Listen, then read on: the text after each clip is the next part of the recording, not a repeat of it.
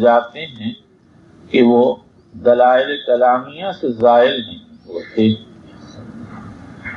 مولانا روم نے ایسی ہی موقع کے متعلق فرمایا ہے، پائے استدلالیاں چوبی بود، پائے چوبی سخت بے تنقید بود، گرب استدلال کار دی بودے، فخر راضی رازدار دی بودے۔ ہاں البتہ اہل ایمان و یقین کی صحبت سے اور خاص طور سے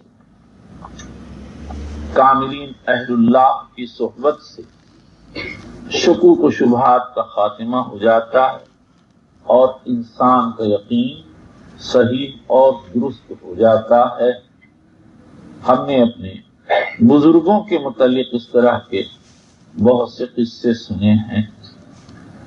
ایک صاحب حضرت اقدس تھانوی کے ہاں گئے اور اپنے بارے میں کہنے لگے کہ ان کا جی نصرانی ہونے کو چاہتا ہے۔ حضرت نے ایک تھپڑ مارا زور سے اور فرمایا جا بدبخت، ہو جا کر۔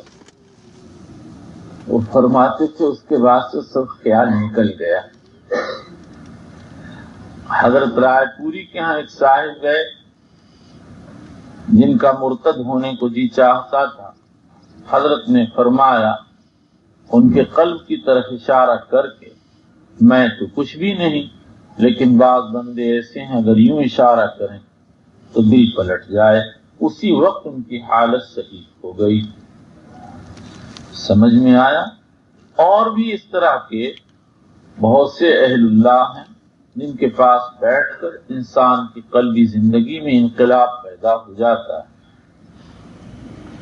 اور میں حضرت اقدس شاہ فضل الرحمان بن مراد آبادی کا قصہ بیان کر چکا ہوں کہ ایک شخص کو دین کے بارے میں شکوک و شبہات پیش آ گئے اور اس قدر قوی ہو گئے کہ وہ کسی طرح اس کو دفع نہیں کر سکے، حتیٰ کہ رمضان میں روزہ بھی توڑ دیا۔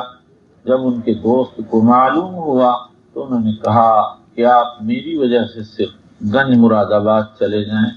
وہ کہنے لگے یہ علمی شکوک و شبہات ہے، مولانا نیک صالح آدمی ہیں، وہ کیا کر دیں گے کہ آپ چلے تو جائیے۔ بڑے اصرار کے بعد چلے گئے، بڑے میاں کی خدمت میں پہنچے ہی تھے، حضرت نے فرمایا بتاؤ تم کو کیا شبہ ہے۔ اب وہ جو شبہ سوچتے ساتھ ہی جواب بھی موجود ہوتا۔ تھوڑی دیر کے بعد سارا بادل چھٹ گیا اور ان کے قلب کی اصلاح ہو گئی۔ لیکن ایسے اللہ والے کبریت احمر کی حیثیت رکھتے ہیں، کہیں اتفاقاً کسی کونے میں کسی صدی کے اندر موجود ہوا کرتے۔